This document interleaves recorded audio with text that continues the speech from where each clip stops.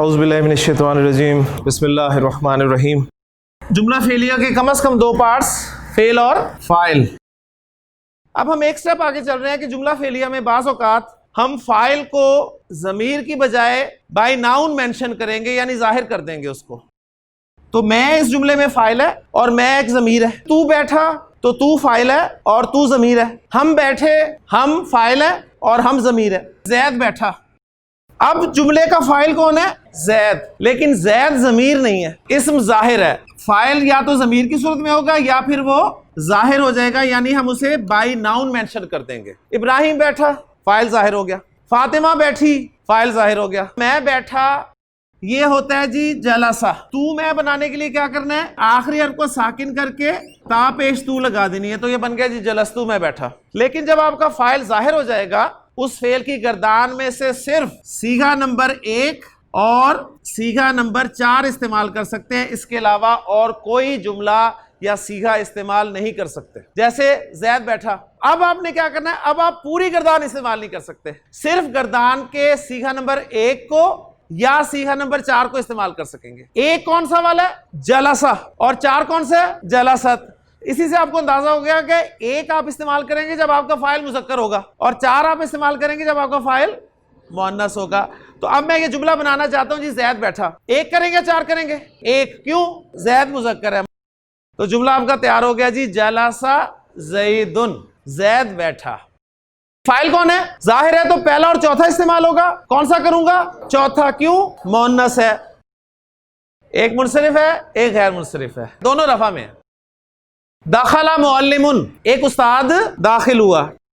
اب فاعل مثنیٰ ہو گیا، لیکن چونکہ ظاہر ہو گیا تو ظاہر ہونے کی صورت میں میں گردان سے صرف 1 اور 4 ہی استعمال کر سکتا ہوں، اس کے علاوہ اور مجھے استعمال کرنے کی اجازت ہی نہیں ہے۔ دخل معلمانی، یہ سب سے اہم پوائنٹ ہے جملہ فعلیہ کا۔ دخل معلمون، دخل معلمون، ایک معلم داخل ہوا۔ دخل معلمانی، کوئی سے 2 معلم داخل ہوئے۔ دخل معلمون، کچھ معلم داخل ہوئے۔ معلماتن کہ مؤنث ہے تو فعل بھی مؤنث والا لگے گا۔ دخلت، وہ داخل ہوا، داخلہ، وہ دونوں داخل ہوئے تو کیا عربی ہوتی؟ دخلا، وہ سب داخل ہوئے، دخلو۔ اب دیکھیں فاعل جب ضمیر ہے تو آپ گردان کے بھی سیکھے چلتے جا رہے ہیں، 1 2 3۔ وہ داخل ہوئی، دخلت، وہ دونوں داخل ہوئی، دخلتا، وہ سب داخل ہوئی، دخلنا۔ لیکن جیسے فاعل ظاہر ہوا تو آپ کی گردان کے صرف 2 صیغے مخصوص ہو گئے، صیغہ نمبر 1 مذکر کے لیے اور صیغہ نمبر 4 مؤنث کے لیے، چاہے وہ واحد ہو، چاہے مثنیٰ ہو، چاہے جمع ہو۔ تو یہ تھا جی جملہ فعلیہ کا اہم ترین قاعدہ الحمدللہ۔ دخل المعلم، اس جملے میں فاعل آپ کا نکرہ ہے اور اس جملے میں فاعل آپ کا معرف ہے۔ تو دخل معلم کا ترجمہ میں نے کیا ہے، ایک معلم داخل ہوا، کوئی معلم تھا وہ، اور جب آپ نے کہا دخل المعلم تو آپ کا مطلب ہے کوئی اسپیسیفک معلم کی آپ بات کر رہے ہیں، تا داخل ہوا۔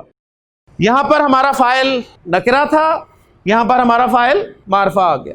دخلت میں تا بھی خالی ہے، ساکن ہے، اور یہ ال تھا نا، ال کا تو آپ کو پتہ ہے حمزہ حمزۃ الوصل ہوتا ہے، پیچھے سے جب ملا کر پڑھیں گے تو یہ الف کی صورت میں لکھا رہ جاتا ہے۔ تا بھی ساکن ہے اور لام بھی ساکن ہے، کہ جب بھی ایسی صورت ہوتی ہے ایک لفظ کا آخری حرف ساکن ہو اور دوسرے لفظ کا پہلا حرف ساکن ہو تو پڑھنا تو ہے ملا کے، تو رول یہ ہے پہلے لفظ کے آخری حرف کو زیر دے کے آگے ملا کر پڑھتے ہیں۔